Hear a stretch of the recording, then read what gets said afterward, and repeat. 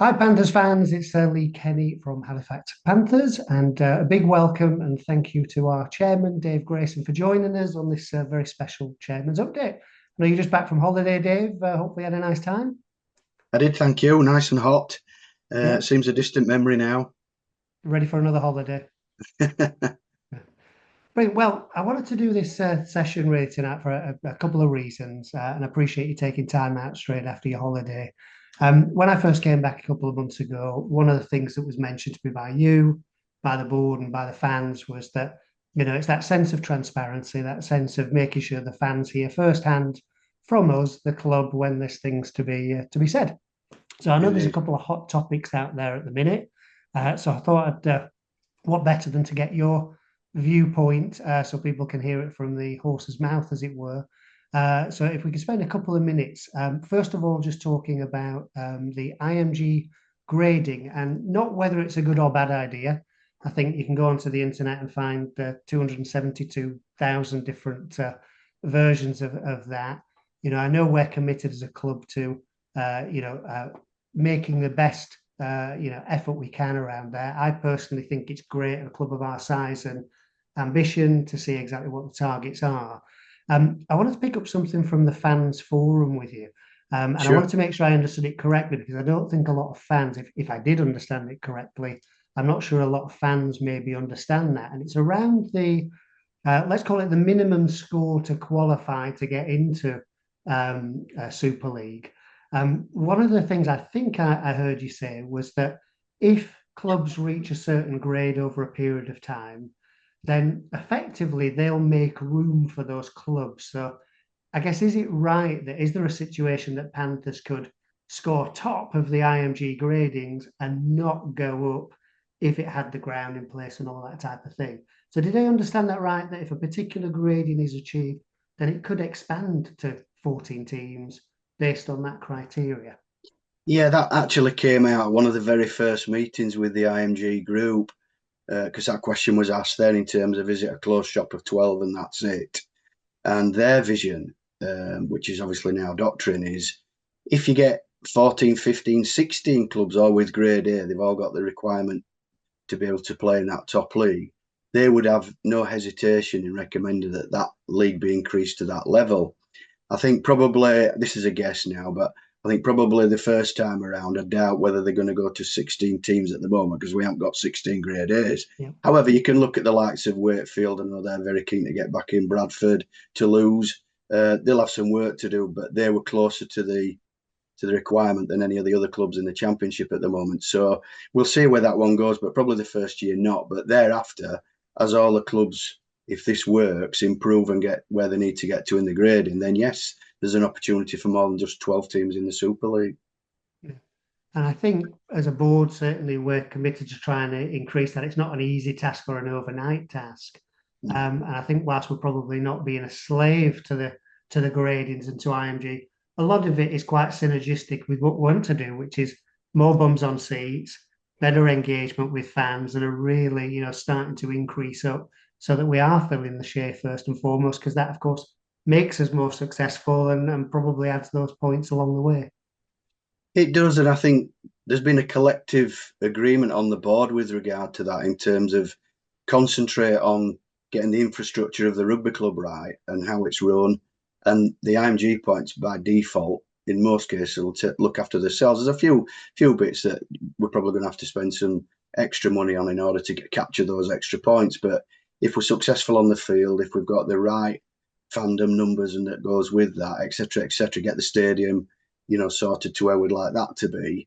Those are all major pieces. And I've been quite open and honest, and I think I was at the forum, is our biggest challenge is around our finance numbers. And that's the one that, for us at the moment is our Achilles heel. The others are attainable over a period of time, but we've got some work to do on the finance piece. But again, that's not insurmountable. Right. Well, you just mentioned a hot topic, I think, online for both the football club and the rugby club, which is the discussions ongoing around the share piece. The more astute and people paying attention will know that we've talked about this meeting yesterday that we trailed, a couple of weeks ago, saying that we'd be sat down with all interested parties on the 2nd of July. We're recording this on the 3rd in the evening. Can you give us an update from yesterday's meeting, or dot dot dot? The update is there's no update other than to say, unfortunately, at the last minute, the meeting was postponed and is now going to take place in probably 4 to 6 weeks' time. We as a rugby club have done quite a bit of work in the background around an outline business plan, which we were ready to present that.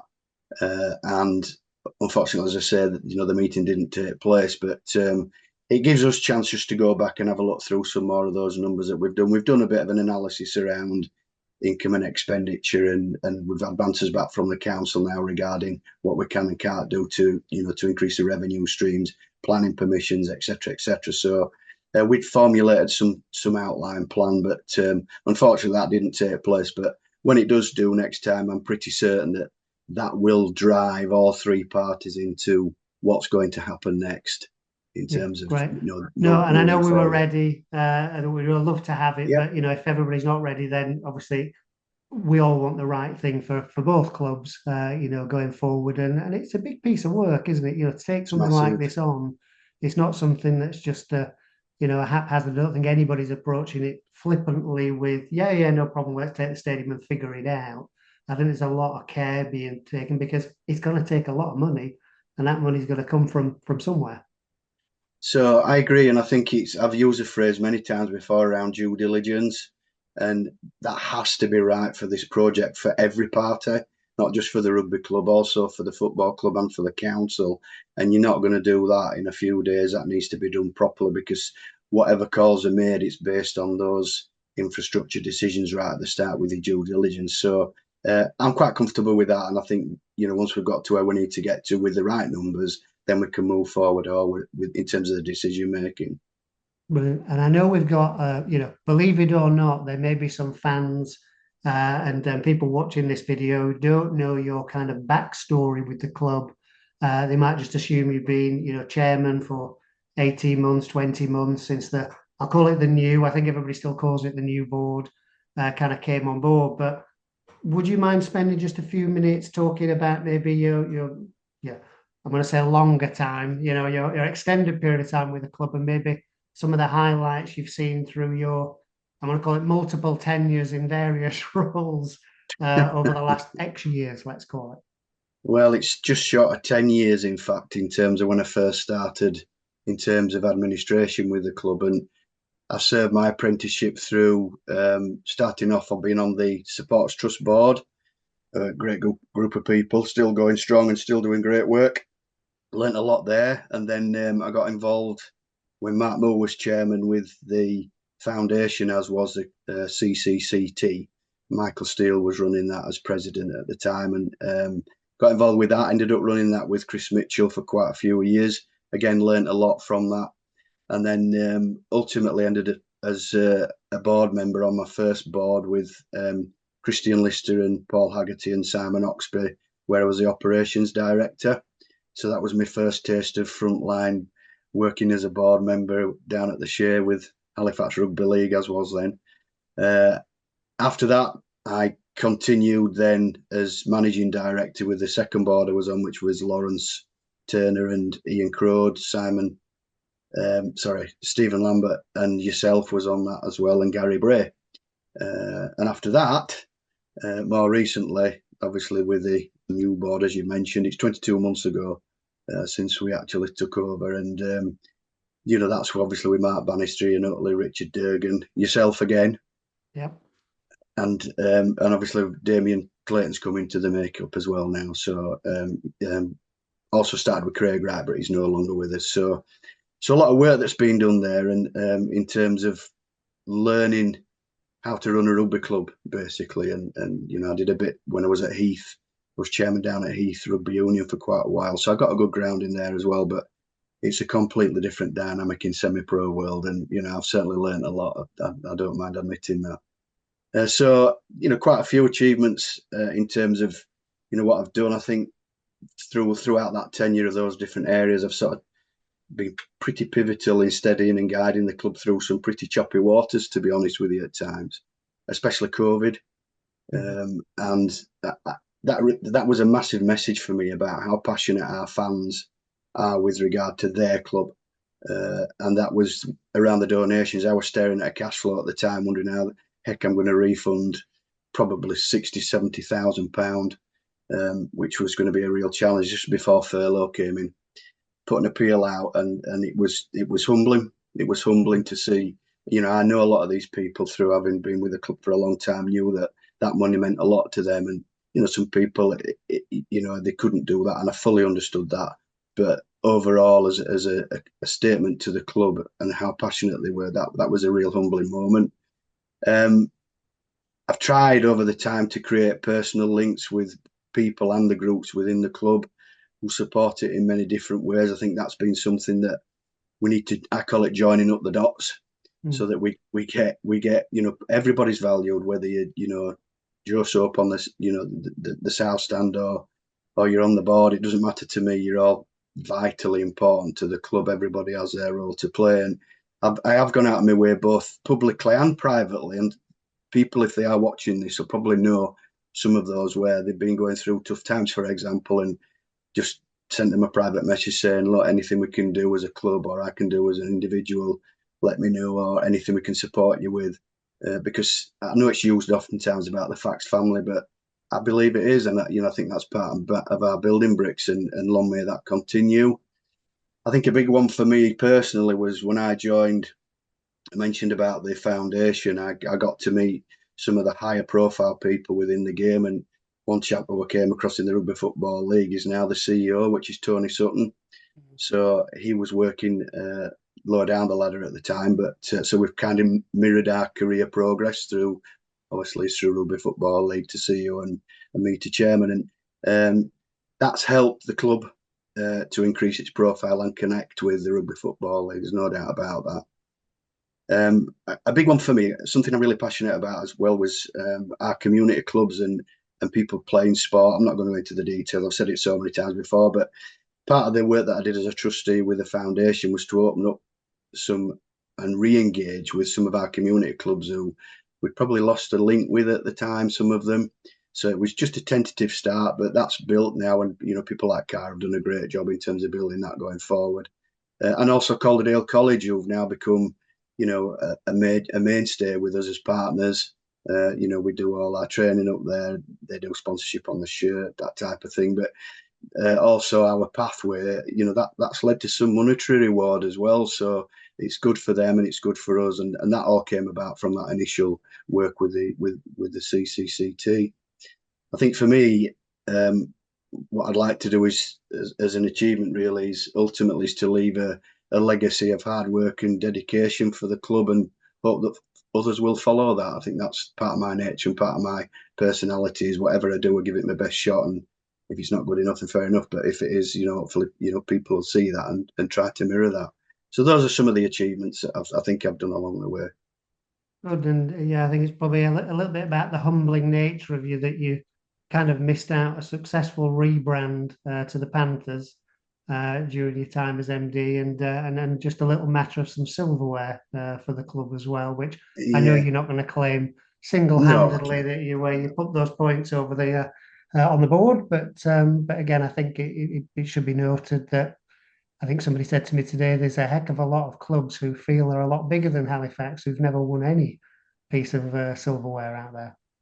that's absolutely right. And I think the reason I didn't mention him is because it's back to that phrase of teamwork makes the dream work. And Yeah. you were also very instrumental in that Panther brand, along with Richard Durgan's brother. So Johnny Durgan, I think, a lot of work went on that and other people behind the scenes. And whilst I get what you're saying, that certainly wasn't my gig. I was overseeing that. But yeah, that's where we're at, and that's where we want to be. And the trophies, that again is another team in another area of the club that's worked very, very hard to get to where they needed to get to for that, and we've all enjoyed the rewards of that, and special memories that come out of the back of that. Yeah. So Yeah, good, no, you're right. The Jamies, the Ricks, doing their stuff behind the absolutely, cameras, and absolutely, obviously, the guys in the office as well. So, and what's interesting, you mentioned there, things like the family, so yeah, it's not easy being a professional club, semi-professional club chairman. First of all, everybody thinks you're a secret billionaire.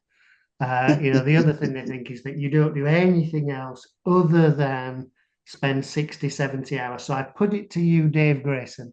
Are you a secret cacajillionaire? Absolutely not. Ah, okay. So, and I also know that outside of the club, and you do give a lot to the club and have done over those years, that you're actually still got a career, you've still got a business, you've still got obviously a family. Interestingly, we've known each other 5, maybe 6 years, might be a little less Yeah, than that. yeah, But our wives actually have probably known each other 20 plus years, Jill and yeah, Liz through the hospital. So indeed. it's certainly small worlds colliding. Um, that life outside causes its own pressure, because I think everybody who's been a board member, and sometimes people joke to me that everybody in Halifax has been a board member at some time of Halifax Rugby League. But, there comes a point where you think, I wish I could give more. Even though you're giving a lot, you find that the time you have to devote, and I mentioned Jill, who I understand is very deservedly going to be retiring soon. So I'm sure she has some eyes on some of your time around Indeed. grandkids and tasks and how you should be spending that. And I know that work-wise, there's some potential, big things going on there, which kind of leaves that crunch that I think a lot of people, who've been involved in rugby league will recognise, that kind of sign. And I know yourself, Dave, you're kind of got to be all in, otherwise, kind of what's the point? And you're probably like that at Heath. You've been like that in your career. You've been like that with the Panthers. So that kind of leads us forward to, I think, an announcement we felt would come best from you. Why don't you let us know a little about what the next step in the future for Dave Grayson is? I think your points around the family, for example, have really come to the fore in the last 2 or 3 weeks, if I'm being honest. And um, another area of the family, the other side for me is my mum, Yeah, who's, I'm an only child, and she's been suffering from dementia now for quite some time. And I don't mind making that public. But in the last 2 or 3 weeks, that's taken a real turn for the worst. And there's a lot of care and attention going to be needed there now by the look of it. Yes, Jill's retiring, and absolutely in that holiday that I had for 2 weeks, just had my ear chewed off about, like, you're more in love with that rugby club than you are with me, which I could have cracked a joke there and said I were more in love with Bradford Bulls than I were, but I didn't. yeah. But it's right, and it kind of got me thinking, and then with 5 children between us and 7 grandkids, and she wants to spend some time with me and with them, so that's come right to the fore, and that coupled with my consultancy work is a bit like London buses. You don't see any for ages, and then they all come at once. Well, in 2 weeks that I was off, I've had a full-time job opportunity. Somebody wanting to help them to start up a business, and then achieve some more sort of consultancy clients. So my work-life balance now is starting to look heavily weighted towards having to make a change, which is not something I take lightly, and I'm going to have to do that. I've kind of looked at when I came in as chairman what my brief was, what I wanted to achieve this time compared to the other things that I've mentioned previously. And the key bits for me were over that 22-month period were to facilitate the transition from the previous board to the new board re the takeover. Because the previous board obviously had experience of how to run a rugby club, and with all due respect to the guys that were coming in, they'd not.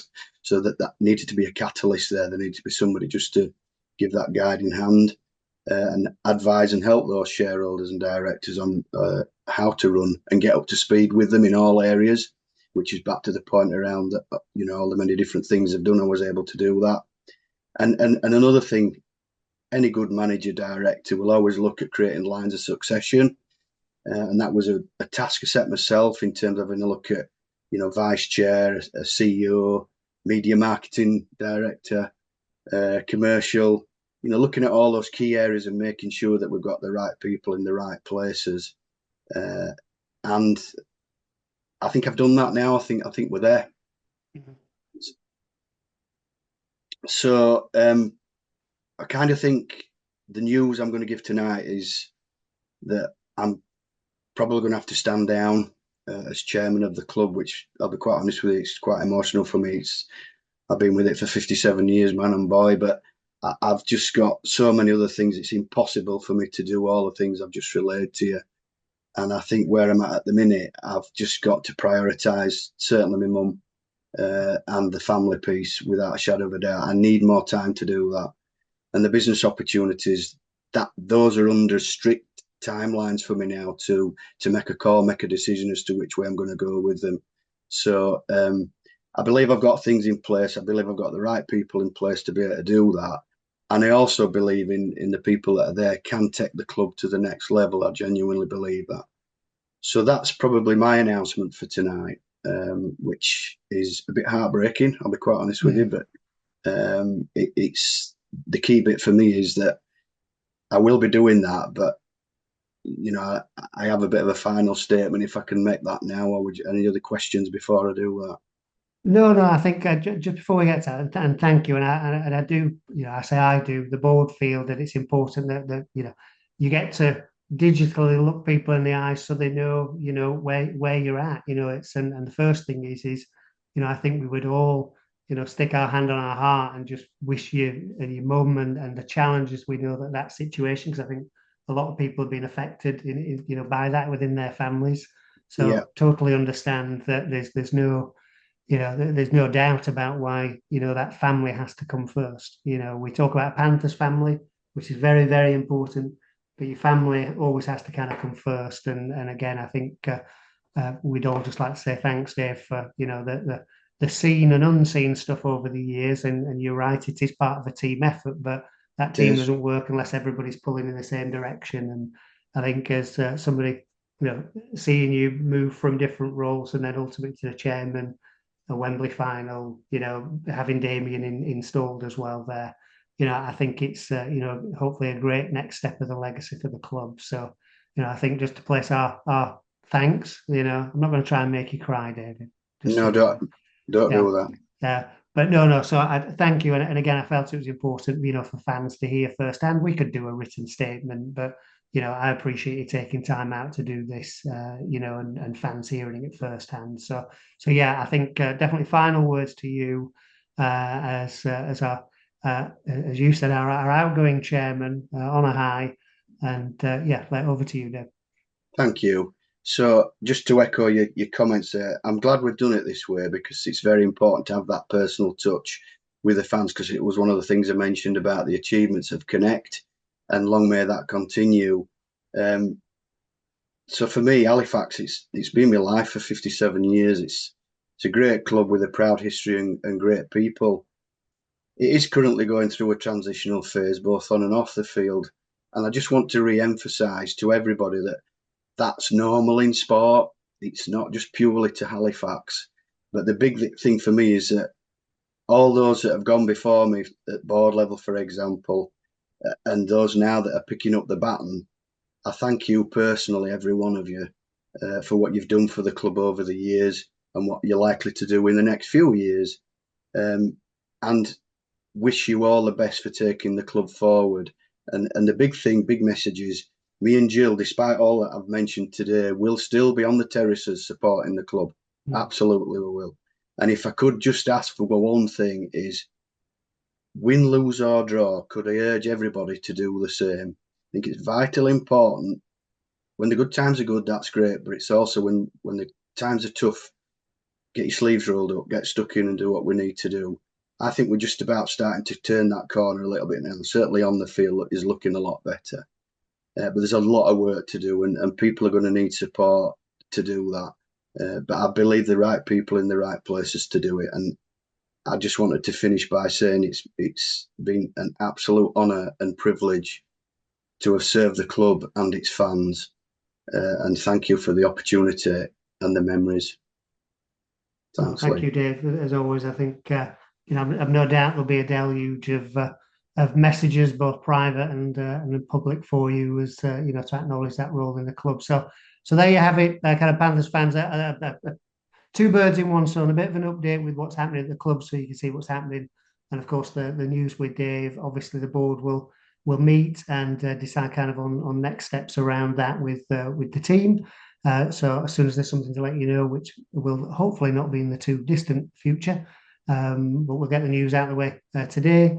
Hopefully, we'll look forward to a good result and good performance on Friday against Sheffield, and we look forward to seeing you all at home against Featherstone on the 14th of July, Sunday, 3 o'clock. And yeah, look forward to seeing you then. Thank you very much, Dave. And I can't wait to see you and grab a Peroni if it's a Friday or a beer if it's on one of the other days. Thank you, Dave. Thank you.